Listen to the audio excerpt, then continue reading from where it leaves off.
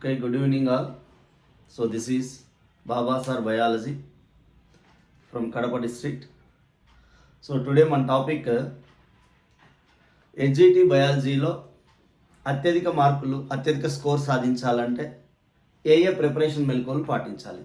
మరి ముందుగా ఎస్జిటి బయాలజీలో మరి 7వ పార్ట్ కింద సైన్స్ కంటెంట్ కింద 12 మార్క్స్ కేటాయించడం జరిగింది. ఈ 12 మార్క్స్లో కంటెంట్కి 8 మార్కులు, మెథడాలజీకి 4 మార్కులు. మరి కంటెంట్లో 2 అంశాలు కనిపిస్తాయి: భౌతిక రసాయన శాస్త్రం, జీవశాస్త్రం. భౌతిక రసాయన శాస్త్రం నుంచి 4 మార్కులు, జీవశాస్త్రం నుంచి 4 మార్కులు రావడం జరుగుతుంది. మరి జీవశాస్త్రంలో 4 మార్కులకు సంబంధించి 8 బిట్లు, ఇక్కడ ఫిజిక్స్, కెమిస్ట్రీ, బయాలజీకి సంబంధించి టోటల్గా 16 బిట్లు మనకు కనబడతాయి ఎస్జిటి ఎగ్జామ్లో. ఈ 16 బిట్లలో మరి 8, 8, 9 ఇలా రేషియోలో చూస్తే మనం 8, 8, 16 లేదా 9, 7 బిట్లు ఇలా రేషియోలో చూస్తే 8 బిట్లు మనకు బయాలజీ నుంచి అవసరం ఉంది. మరి ఈ 8 బిట్లు ఏ ఏరియా నుంచి రావచ్చు, అసలు సిలబస్లో ఏమి ఇచ్చారు, ఎన్ని చాప్టర్లు ఇచ్చారు విషయంలోకి వస్తే మరి మొత్తంగా సైన్స్ కంటెంట్కి మనం ఎస్జిటి సిలబస్లో 6 చాప్టర్ల కింద ఇవ్వడం జరిగింది. ఇందులో బయాలజీ రిలేటెడ్ 3 చాప్టర్స్ ఉన్నాయి. మరి 1వ పాఠమైనటువంటి లివింగ్ వరల్డ్, జీవ ప్రపంచం, 2వ పాఠమైనటువంటి లైఫ్ ప్రాసెస్, జీవక్రియలు, మరి 3వ పాఠం ఈ 3 కూడా ఫిజిక్స్ సంబంధించినటువంటి న్యాచురల్ ఫినామినా అని, సహజ దృగ్విషయాలు అని, ట్రాన్స్పోర్టేషన్ కమ్యూనికేషన్ అని, ప్రొఫెషన్స్ అండ్ సర్వీసెస్ అని, మళ్ళీ 6th లెసన్ అవర్ ఎన్వైర్న్మెంట్. బేసిక్గా ఇక్కడ బయాలజీ నుంచి 3 చాప్టర్లని చూడాలి.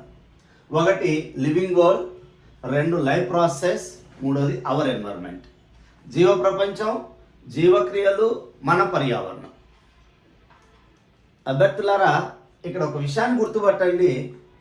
మన సిలబస్లోనే ఇచ్చారు, అక్కడ సిలబస్ ఇచ్చే దగ్గర బ్రాకెట్లో ఇచ్చారు సిలబస్ ఎక్కడి నుంచి ఎక్కడికి చదవాలి, డిఫికల్టీ లెవెల్ ఎక్కడి వరకు చదవాలి అని.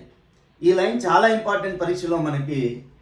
క్లాస్ 3rd నుంచి 8th క్లాస్ వరకు ఉన్నటువంటి మొత్తం జీవశాస్త్రానికి సంబంధించినటువంటి అంశాలన్నింటినీ ఈ 3 చాప్టర్లలో సిలబస్ రూపంలో నిక్షిప్తం చేయడం జరిగింది. ఇక్కడ ఒక మాట ఇచ్చారు, difficulty level up to 10th class అని, క్లాస్ 10th అని. అంటే దీని అర్థం ఏంటి సార్ అంటే, ఇక్కడ ఏ పాఠాలు అయితే కనిపిస్తున్నాయో వీటి అంశాలు 9, 10 తరగతుల్లో ఉంటే అక్కడి నుంచి మనకి క్వశ్చన్లు డిఫికల్టీ లెవెల్లో వచ్చేటువంటి అవకాశం ఉంది అని. మరి ముఖ్యంగా చెప్తున్నాను చూడండి, ఇక్కడ 8 బిట్లు. మరి నా టీచింగ్ అనుభవంతో ఈ 15 ఏళ్ల సర్వీస్లో నేను చాలామందికి బోధించి చాలామంది టీచర్లుగా మార్చినటువంటి నా ప్రొఫెషన్లో ఈ బయాలజీ సబ్జెక్ట్ చెప్తున్నటువంటి ఒక ఎక్స్పర్ట్గా మరి నా అనుభవం ఏంటి అంటే, ఇక్కడ వచ్చి 8 బిట్లు ఈ 3వ తరగతి నుంచి 5వ తరగతి మధ్య 2 బిట్లు వచ్చే అవకాశం ఉంటుంది. 6, 7, 8 తరగతుల్లో 4 బిట్లు వచ్చే అవకాశం ఉంటుంది. మరి ఈ difficulty level up to 10th class లెవెల్లోకి వెళ్ళినప్పుడు 9, 10 తరగతుల నుంచి 2 బిట్లు వచ్చే అవకాశం ఉంటుంది. మరి ముఖ్యంగా మరి 8 బిట్లలో ఈ విధంగా క్వశ్చన్ పేపర్లో వచ్చే అవకాశం ఉందని నా ఎక్స్పీరియన్స్తో నా అనుభవంతో చెప్తున్న అంశం. మరి నేను ఇక్కడ పాఠాల్లో ఉండే సిలబస్ని కూడా రాశాను. మరి ఎక్కడ మనం బాగా చదవాలి సార్ అంటే 3, 4, 5 తరగతులు ఇప్పటికే మీరు టీచింగ్ ప్రాక్టీస్లో కూడా బ్లాక్ టీచింగ్లో కూడా చెప్పి ఉంటారు కాబట్టి అవన్నీ చిన్న చిన్న అంశాలు ఉంటాయి. వాటికి ఎక్కువ సమయాన్ని కేటాయించి సమయం వృధా చేసుకోవద్దు, వాటిని వీలైనంత తొందరగా చదవాలి.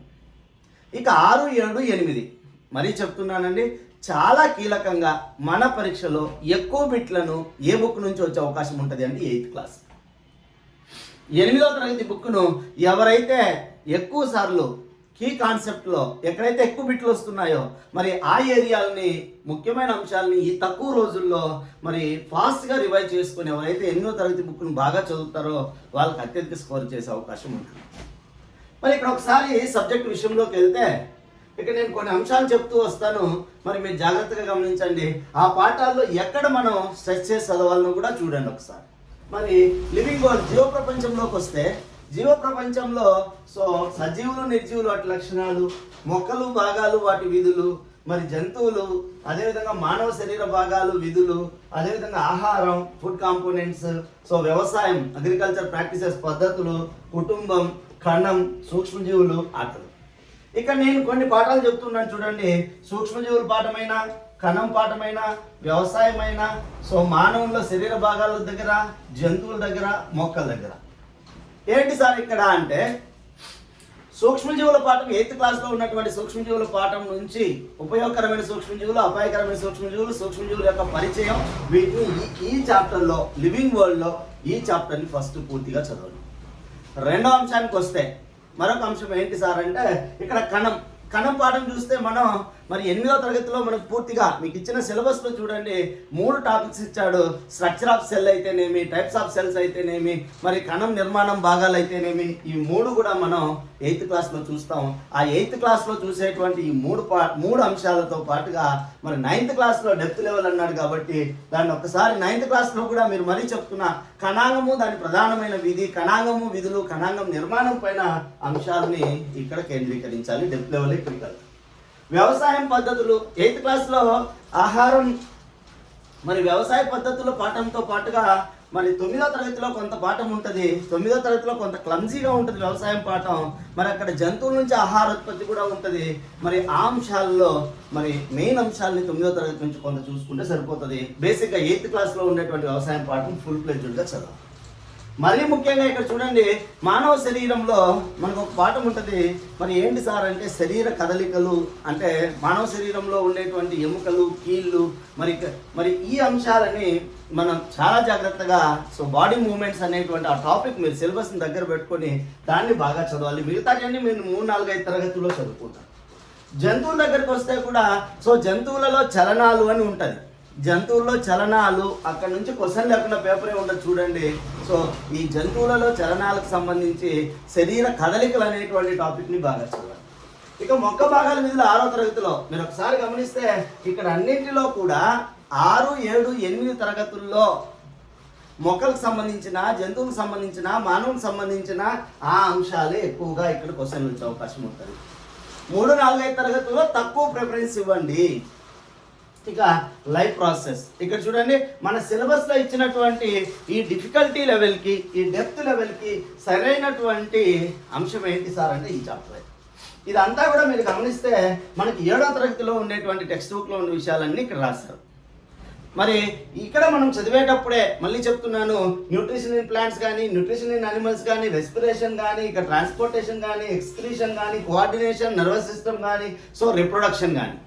ఇక్కడ మీరు రిప్రొడక్షన్ పాఠం దగ్గరికి వెళ్తే ఇక్కడ అన్నిట్లోకి ఎక్కువ మార్కులు క్యారీ ఫార్వర్డ్ చేసే ముఖ్యమైనటువంటి టాపిక్ ఏంటి అంటే రిప్రొడక్షన్.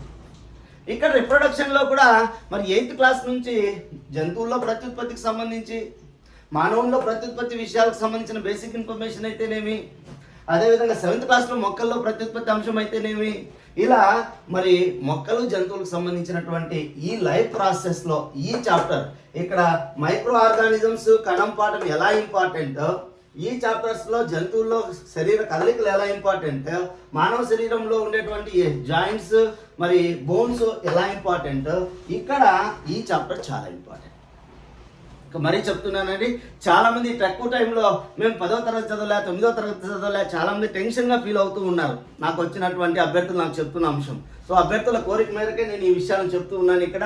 మరి చాలామంది అభ్యర్థులు సార్ ప్రిపరేషన్లో ఎక్కడ మేము సెర్చ్ చేయాలి అన్నటువంటి అంశానికి మనం మాట్లాడుతున్నాం.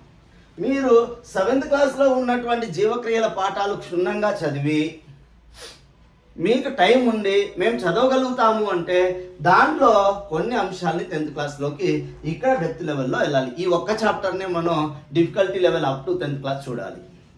లేదు సార్ మాకు అంత టైం లేదు, నో ప్రాబ్లం, మీరు ఈ 7th క్లాస్లో ఉన్నటువంటి లైఫ్ ప్రాసెస్కి సంబంధించినటువంటి సెమిస్టర్ 2లో ఉన్నటువంటి వాటన్నిటిని కూడా జాగ్రత్తగా చూస్తే మనం వీటిలన్నింటినీ కూడా ఆన్సర్ చేసే అవకాశం ఉంటుంది. మరి ఇక అవర్ ఎన్వైరన్మెంట్ ఇక్కడ చూడండి, మరీ చెప్తున్నాను, ఈ చాప్టర్ జీవ వైవిధ్యం దగ్గర, బయోడైవర్సిటీ దగ్గర, గ్లోబల్ ఎన్విరాన్మెంటల్ ఇష్యూస్, ఈ రెండు కూడా మనకి 8th క్లాస్ పాఠాలే. జీవ వైవిధ్యం బయోడైవర్సిటీ మీద మొక్కలు జంతువుల సంరక్షణ అనే పేరుతో ఉంటుంది ఆ పాఠం కానీ, మరి చివరి పాఠమైనటువంటి కాలుష్యం పాఠం కానీ, వాయు కాలుష్యం అనేటువంటి పేరుతో ఉంటుంది 8th క్లాస్లో.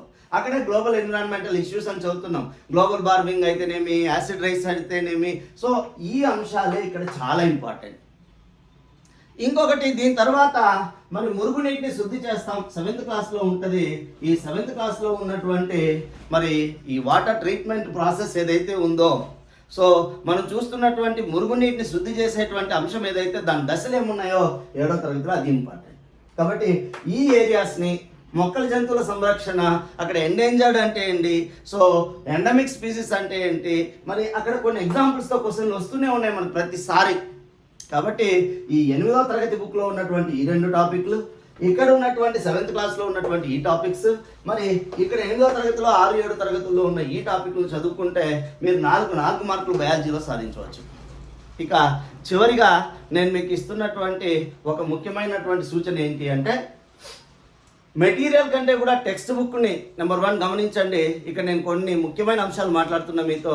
సో 6, 7, 8 టెక్స్ట్ బుక్లో ఆ పాఠాలకు సంబంధించిన మరి క్విక్గా ముఖ్యమైనటువంటి అంశాలతో ఇక్కడ నేను చెప్పినట్టుగా 8వ తరగతిని మాత్రం బాగా చదవండి. చాలా కీ రోల్ ప్లే చేస్తుంది.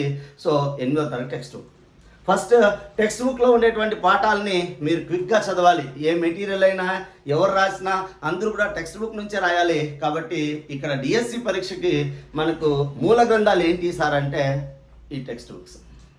రెండోది ఏంటి, చదివిన తర్వాత మరి మనకు గతంలో టెట్ జరిగినప్పుడు, గతంలో డిఎస్సి జరిగినప్పుడు ప్రీవియస్ బిట్లు వీటి నుంచి వచ్చాయి. మనకు నెంబర్ ఆఫ్ బిట్స్ ఉన్నాయి వాటిలో. మీరు మాకు ప్రాక్టీస్ లేవు అని చూస్తున్నారు చాలామంది. మీకు టెట్లో జరిగినటువంటి పేపర్లు మనకు చాలా సెషన్లలో జరిగాయి. ఇక్కడ నేను ఎందుకు వీటిని పదే టెక్స్ట్ బుక్లో చదవమంటున్నానంటే, ఇక్కడ చాలా సెషన్లు ఉన్నాయి కాబట్టి ప్రతి పాఠం నుంచి ఎక్కువ బిట్లు వచ్చే అవకాశం ఉంటుంది. ఒకే పేపర్ ఉంటే, ఆఫ్లైన్లో ఒకే పేపర్ ఉంటే మరి అందరికీ ఒకే బిట్లు వచ్చేటి. ఇక్కడ సెషన్ల వారిగా జరుగుతుంది కాబట్టి చాలా బిట్లు వస్తాయి. అందువల్ల 6, 7, 8 తరగతి పుస్తకాలని కంపల్సరీ పిన్ పాయింటెడ్గా అన్ని అంశాలని, ముఖ్యాంశాలని చదువుకోవాలి. 1 మళ్ళీ చెప్తున్నానండి, టెక్స్ట్ బుక్లను చదవాలి. 2 ప్రీవియస్ పేపర్లను ఆధారం చేసుకోవాలి. 3 ఈ సబ్జెక్ట్లో ఎవరైతే ఎక్స్పీరియన్స్డ్ ఫ్యాకల్టీ ఉంటారో వాళ్ళ యొక్క క్విక్ రివిజన్ క్లాసుల్ని, వాళ్ళ యొక్క ఒక పాఠానికి సంబంధించిన ముఖ్యమైన అంశాలని, ఎక్కడ ఏ ఏరియాలో ఎక్కువగా కాన్సన్ట్రేషన్ చేయాలా అనేటువంటి అంశాలని వాళ్ళ యొక్క సూచనల మేరకు, మళ్ళీ చెప్తున్నానండి, సోషల్ మీడియాలో మరి చాలా వీడియోస్ వస్తున్నాయి, చాలామంది పెడుతూ ఉన్నారు. మరి వాటన్నిటి వల్ల మరి సమయం వృధా చేసుకోకుండా మరి మీ ప్యాటర్న్లో, మీ పద్ధతిలో టెక్స్ట్ బుక్ను చదివి ప్రీవియస్ బేస్ చేసుకొని, సో కొన్ని సలహాలు సూచనలు తీసుకొని మంచి ఫ్యాకల్టీ దగ్గర మీరు ప్రిపరేషన్ని కొనసాగించాలి. And final most 4th one ఏంటి అంటే, ఇది చాలా ఇంపార్టెంట్. చాలా మందిలో ఈరోజు నన్ను అడిగితే ఈ కాన్ఫిడెన్స్ లెవెల్స్ తగ్గిపోతూ ఉన్నాయి. 45 రోజులే ఉన్నాయి, మా నుంచి కాదు, చేతులు ఎత్తేస్తూ ఉన్నారు, మేము చదవలేము, మాకు రివిజన్ అవ్వదు. ఇలా ఎవరైతే ఫీల్ అవుతూ ఉన్నారో వాళ్ళు యుద్ధంలో ఓడిపోతారండి. మళ్ళీ చెప్తున్నాను, సో యుద్ధానికి పోకముందే చేతులు ఎత్తేద్దండి. సో మీరు ఇన్ని రోజులు చదివారు, ఆ చదివిన దాన్ని ఒక క్రమ పద్ధతిలో రివిజన్ చేయండి. కాబట్టి నేను చెప్పినట్టుగా 6, 7, 8 ముఖ్యంగా 8వ తరగతి టెక్స్ట్ బుక్ని ఎవరైతే సీరియస్గా అన్ని అంశాలను చదువుతారో వాళ్ళు మనకు అత్యధిక స్కోర్ చేసే అవకాశం ఉంటుంది. కాబట్టి ఇక్కడ ప్రతి బిట్టు కూడా చాలా ఇంపార్టెంట్. అదేదో సింపుల్ సబ్జెక్ట్ అని ఏదైనా మనం ఏ సబ్జెక్ట్ తీసుకున్నా ప్రతి బిట్, ప్రతి హాఫ్ మార్క్ కూడా మనకు రేపు పరీక్షలో ఇంపార్టెంట్. కాబట్టి అన్ని సబ్జెక్టుల పైన మరి శ్రమ ప్రాధాన్యతను కేటాయిస్తూ అత్యధిక స్కోర్ను సాధించాలని మరి ఈ ఛానల్ తరపున, బాబా బయోచాంప్స్ ఈ వీడియో ఛానల్ తరపున మీరందరూ కూడా ఇలాంటి మోర్ ఇన్ఫర్మేటివ్ వీడియోస్ కోసం మరి భవిష్యత్తులో కూడా నేను టాపిక్ వారీగా చిన్న వీడియోస్ రూపంలో మీకు సంక్షిప్తంగా, క్లుప్తంగా, తొందరగా సబ్జెక్ట్ని అయిపోయి చేసుకునేటువంటి వీడియోస్ కొన్ని షేర్ చేస్తాను. ఇవి మీరు పొందాలి అంటే మా ఛానల్ని మరి మీరు సబ్స్క్రైబ్ చేసుకోండి. మరి సబ్స్క్రైబ్ చేసుకుంటే నేను ఇలాంటి మోర్ ఇన్ఫర్మేటివ్ వీడియోస్ మీకు అప్లోడ్ చేసినప్పుడు మీరు సమాచారాన్ని పొందుతారు. Okay, all the best.